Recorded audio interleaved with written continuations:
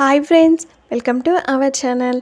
ఇవాల్టి simple and tasty recipe వచ్చేసి నోరూరించే కమ్మని పుదీనా పండుమిర్చి పచ్చడి. పండుమిర్చితో ఇలా ఒక్కసారి పచ్చడి ట్రై చేయండి, ఎంత కమ్మగా ఉంటుందో. ఈ పచ్చడిని ఇలా రెడీ చేసుకొని వేడివేడి అన్నంలో కొంచెం నెయ్యి వేసుకొని తిన్నట్లయితే ఇక ఏ కూరలు కూడా ముట్టరు, అంత బాగుంటుంది. చేసుకోవడం కూడా చాలా సులువు. ఇక లేట్ చేయకుండా ఎలా రెడీ చేసుకోవాలి, దాని ప్రాసెస్ ఏంటని చూసిద్దామా. కావాల్సిన మెయిన్ ఇంగ్రీడియంట్స్: 2 పెద్ద సైజు కట్టెల పుదీనాను తీసుకున్నాను. కారానికి సరిపడా పండుమిర్చి తీసుకోవాలి.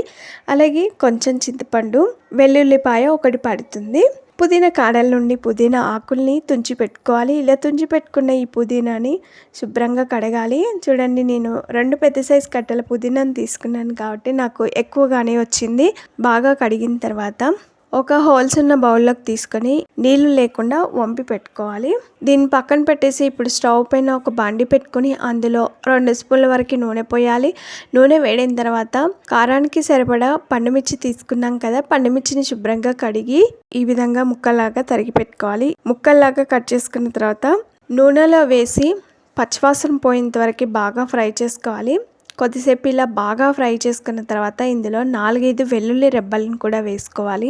ఇందులోనే ఒక 1/2 టీ స్పూన్ వరకు జీలకర్ర వేయాలి. పండుమిర్చిని ఇలా ఆయిల్లో ఫ్రై చేసి వేయడం ద్వారా చాలా కమ్మగా ఉంటుందండి పచ్చడి. ఇవన్నీ పచ్చివాసన పోయేంత వరకు బాగా వేయించుకున్న తర్వాత వీటిని ఒక ప్లేట్లోకి తీసుకోవాలి. ఇప్పుడు అదే బాండిని స్టవ్ పైన పెట్టుకొని అందులో 3 స్పూన్ల వరకు నూనె పోయాలి. నూనె వేడైన తర్వాత శుభ్రంగా కడిగి పెట్టుకున్న పుదీనాని నీళ్లు లేకుండా ఇందులో వేసుకోవాలి. పుదీనాని మొత్తం కూడా వేసుకున్న తర్వాత ఒకసారి బాగా కలుపుకోండి. పుదీనా వేసినప్పుడు క్వాంటిటీ ఎక్కువగానే అనిపిస్తుందండి, అది ఉడికిన తర్వాత చాలా తక్కువ క్వాంటిటీ అయిపోతుంది. అంతే కలిసేలాగా బాగా కలుపుకోవాలి. 2 కట్టెల పుదీనాకి నాకు ఇంత క్వాంటిటీ అయితే వచ్చింది. ఇలా పచ్చివాసన పోయేంత వరకు కొద్దిసేపు పుదీనాను ఉడికించుకున్న తర్వాత బాగా పండిన ఒక 4 టమాటాలని చిన్న ముక్కలుగా తరిగి వేసుకోవాలి. ఒకసారి బాగా కలుపుకోవాలి. టమాటాలు తొందరగా మగ్గడం కోసం కొంచెం ఉప్పు యాడ్ చేసుకోవచ్చు. కొద్దిసేపు మూత పెట్టి ఇలాగే ఉంచి ఉడికించుకోండి. కొద్దిసేపు అయిన తర్వాత మూత తీసి అంతా కలిసేలాగా బాగా కలుపుకోవాలి.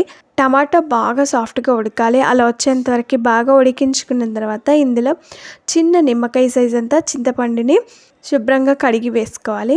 చింతపండు వేసిన తర్వాత ఒకసారి బాగా కలుపుకొని ఈ చింతపండు కూడా కొంచెం పచ్చివాసన పోయేంత వరకు సాఫ్ట్గా మగ్గేంత వరకు ఉడికించుకోవాలి. ఇవన్నీ ఉడికిన తర్వాత స్టవ్ ఆఫ్ చేసుకొని వీటిని పూర్తిగా చల్లారనివ్వాలి. ఇవన్నీ పూర్తిగా చల్లారిన తర్వాత ఇప్పుడు ఒక మిక్సీ జార్ తీసుకొని అందులో ముందుగా వేయించి పెట్టుకొని చల్లారిన పండుమిర్చిని వేసుకోవాలి. 1 స్పూన్ వరకు రాళ్ళ ఉప్పును కూడా వేసుకొని మిక్సీపై మూత పెట్టి మెత్తగా మిక్సీ పట్టుకోవాలి. ఇలా ఒకసారి మిక్సీ పట్టిన తర్వాత ఇందులో పుదీనా టమాటా ముక్కలను కూడా వేసుకోవాలి. వేసుకొని ఇంకొక స్పూన్ వరకు రాళ్ళ ఉప్పు వేసుకోవాలి. ఈ టమాటా పుదీనా మిశ్రమం పూర్తిగా చల్లారిన తర్వాతనే మిక్సీలోకి యాడ్ చేసుకోండి. మిక్సీపై మూత పెట్టి మరీ మెత్తగా కాకుండా పల్సిస్తూ మిక్సీ పట్టుకోవాలి. దీన్నంతా కూడా మిక్సింగ్ బౌల్లోకి తీసుకోవాలి. ఇప్పుడు ఈ పచ్చళ్ళలోకి పోపు రెడీ చేసుకోవాలి. స్టవ్ పైన ఒక పోపు ప్యాన్ పెట్టుకొని అందులో 5-6 స్పూన్ల వరకు నూనె పోయాలి. నూనె వేడిన తర్వాత 3/4 టీ స్పూన్ వరకు ఆవాలు, 3/4 టీ స్పూన్ వరకు జీలకర్ర వేయాలి. ఈ జీలకర్ర ఆవాలు పచ్చివాసన పోయేంత వరకు బాగా ఫ్రై చేసుకోవాలి. 4-5 వెల్లుల్లి రెబ్బలు కచ్చపచ్చగా దంచి వేసుకోవాలి. ఇందులోనే ఒక 1/2 టీ స్పూన్ వరకు పసుపు కూడా వేసుకొని అలాగే ఒక 1/4 టీ స్పూన్ వరకు ఇంగువ వేసుకొని 2 రెమ్మల వరకు కరివేపాకు వేసుకొని కరివేపాకు క్రిస్పీగా ఎంతవరకు ఫ్రై చేసుకోవాలి. ఈ పోపునంతా కూడా పచ్చళ్ళలోకి వేసుకొని బాగా కలుపుకోవాలి. ఇలా పోపు అంతా కూడా పచ్చడితో మిక్స్ అయ్యేలాగా బాగా కలుపుకున్న తర్వాత సర్వ్ చేసుకుంటే అంతేనండి. చూడ్డానికి ఎంతో కలర్ఫుల్గా, నోటికి ఎంతో కమ్మగా రుచిగా ఉండే కమ్మని పుదీనా పండుమిర్చి పచ్చడి అయితే రెడీ అయిపోయింది. దీన్ని అన్నంతో కలుపుకొని తింటుంటే ఇక ఏ కూరలు కూడా సహించవు, అంత కమ్మగా ఉంటుంది. ఈ సింపుల్ అండ్ టేస్టీ పచ్చడి రెసిపీ మీకు నచ్చిందా? ఆలస్యం చేయకుండా లైక్ చేయండి. ఫ్రెండ్స్కి కానీ రిలేటివ్స్ కానీ షేర్ చేయండి. మీరు ఈ పచ్చడి రెసిపీని తప్పక ట్రై చేయండి. మీకు ఎలా వచ్చింది, టేస్ట్ ఎలా ఉందనేది కామెంట్ చేయండి. Thanks for watching. Bye bye.